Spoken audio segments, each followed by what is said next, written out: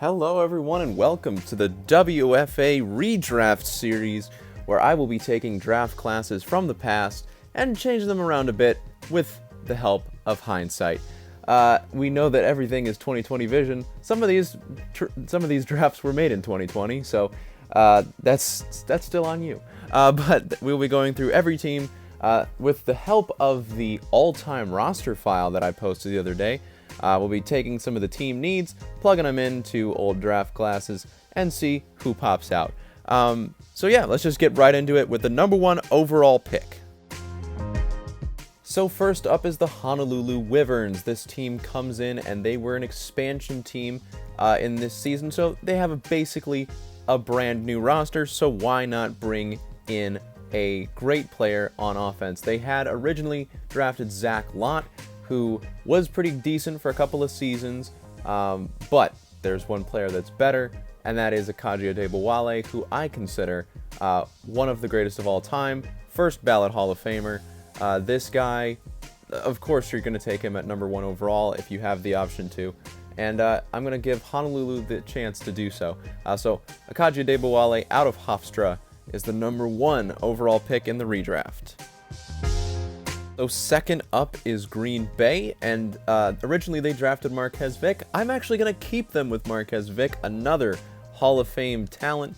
Wolfpack go from 0-9 to having a number 1 wide receiver in Marquez Vick, and I feel like just the chemistry between him and Jake is something that's not worth trying to replace at this point. So Marquez Vick, number 2.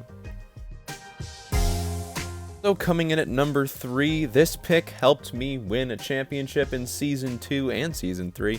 Akaji Adebowale at number 3. I can't take him in this class, so I'm going to be switching my focus a little bit, moving over to the defensive side of the ball, and take the Canadian Kyle Lockhart at defensive line. I'll pair him up with Cooter Jeffries and Jamison Bloodfeaster on my defensive line, turn this team into a defensive powerhouse, which it definitely wasn't at the time, and make the Crabs a championship contender without one of the greatest of all time. So next up we have the affable Omaha Marshals. There is a lot of wide receiver talent in this class. You will be seeing some of it later. But they did not capitalize on the wide receiver and took Shaquille Leonard out of Indiana. Shaquille Leonard, maybe a good number 2 at some points in his career, maybe. Probably more likely a number 3. So I'm going to be replacing him with one of the best receivers that I can find, and it's Brian Bennett. And Brian Bennett is a dominant force at wide receiver. He gets overlooked a lot because of the team he's on most of the time. But this man, he's number 7 all-time in receiving. He's number 1 in touchdowns. He's just great, and if I could put him on that Marshals team, maybe turn them into a contender at some point, that I think that would be a perfect spot for him. And of course, at the top of the draft, like most orders tend to be, the Detroit Fury are here. Flint Firebirds at the time, they selected Boogie Turner with this pick, and it's not one of the worst picks they've ever made. He's had a solid career where he's put together some good pass rushing seasons. I think we can just do better. And that guy, I think, is going to be Lewis Levens. Now, Lewis Levens, he is consistently one of the best linebackers in the league. Actually, the Firebirds took him later in this draft, so I'm just going to move him up a little bit, pair him up with Javon Payne, just like in real life, and start his career off amazingly, turning him into one of the best of all time. He's been a leader in tackles before. He can do it all. Lewis Levens is that guy. So next up is the Chicago Ghosts at number 6, and they selected Daniel LaPuente, also known as Daniel Bryan. He was not Daniel Bryan in Season 2, I can promise you that, but he became what we now know as Daniel Bryan, one of the worst long-term starters I've ever seen. So we're going to just move on from that real quick, go to somebody else. Now you might think a quarterback here, with obviously that spot being changed, but I don't know about that. I think we could do a little bit better. How about one of the best defensive players of all time, Abdul Hodge? Put him on that defense. He is an interception machine. He actually started out as a linebacker in this draft, got moved around a little bit, and showed up. Put him as the number 1 safety. Just let him dominate. And I think that would make the Ghosts even better, even quicker than they were with Daniel Lapointe and Chris Dixon. So next up, you have the Rapid City Falcons, who originally took Brian Bennett, and he became their number 1, number 2 receiver. Him and Deontay Brown had a good partnership going. Let's switch it up for them because they've never been known for their defense. So I'm going to give them a really good pass rusher. I can't give them Kyle Lockhart. They got him later in the draft in real life. I'm going to give them the Iron Fist, Kazuya Wakamatsu. He is a championship level pass rusher. He's played for the Corn Kings. He's played for Joel for a lot of seasons. He was drafted by Joel later in this draft from Japan. This is a guy that you want on that defense, and put him in Rapid City in Hugo's first year as a quarterback. Just this team would be great, and put him right there, dominant. Trying to break up Jake's baby draft class that he loves so much is going to be difficult, but I'll try to do it right here. Bryce Bradshaw was the pick.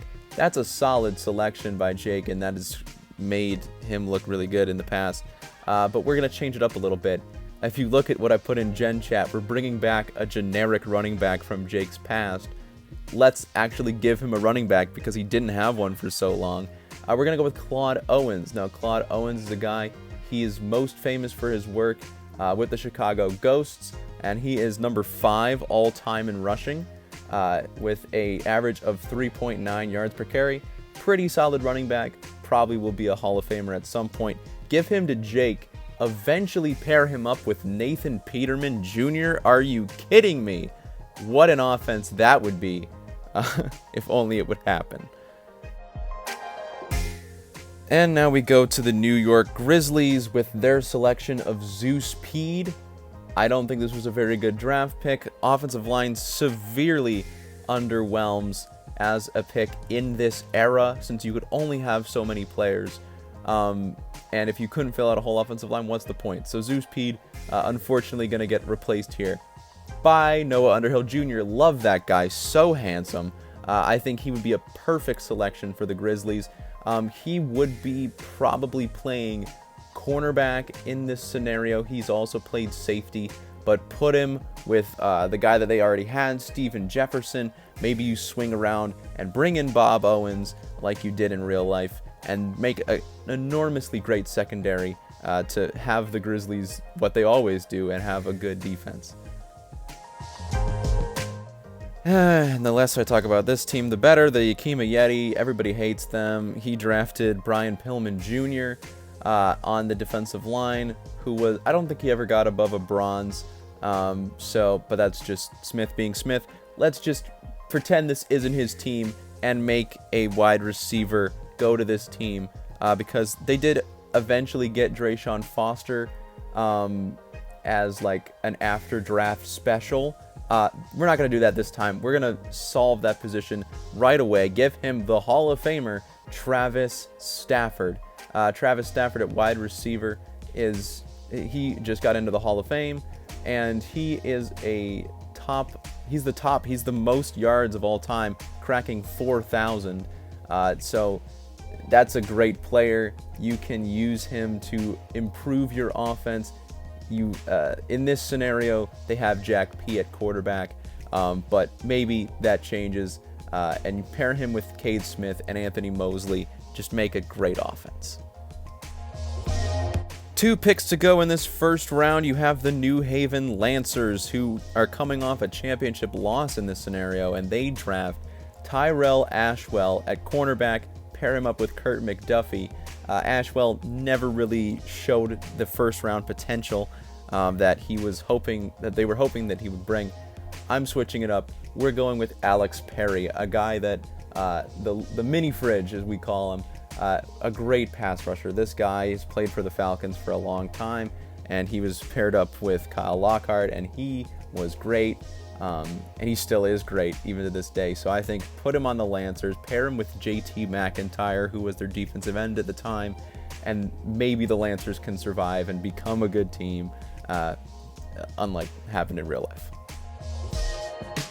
And finally, for the first round of this redraft, we have the Richmond Renegades, the former champions at this point, and they selected a quarterback, Harold Mortiz. I'm not going to have them do that in this redraft. I think that the quarterback position, there's a little bit closer of an advantage here, so we're going to let that slide to another time, and we're going to give them a dominant pass rusher because now they need to replace the production of Kazuya Wakamatsu. Give him Boogie Turner. Boogie Turner, a great pass rusher in his own right, very solid in what he's been able to do over his career, especially playing for Detroit, Flint, Michigan, whatever. So I think put him with Joel's playbook in his system, and he instantly becomes one of the best pass rushers of all time, Hall of Fame worthy talent. But yeah, so put him right there, make Richmond into a championship contender, even though they probably would still lose to me anyway, because that's just how it works here. So that's it for this video, but if you want to check out the second round of this redraft, you can go to our website where I've written up an article that is also live right now, so you can take a look at that when you're done here. But if you like this, make sure to leave it a like. I really appreciate it if you would do that, and leave a comment letting me know what you think of this redraft, who is too low, who's too high. I'm sure some of our community members will have something to say about this. But yeah, we'll be doing a couple more of these in the future before the draft comes, so make sure to watch out for that. And thanks so much for watching. Have a good day.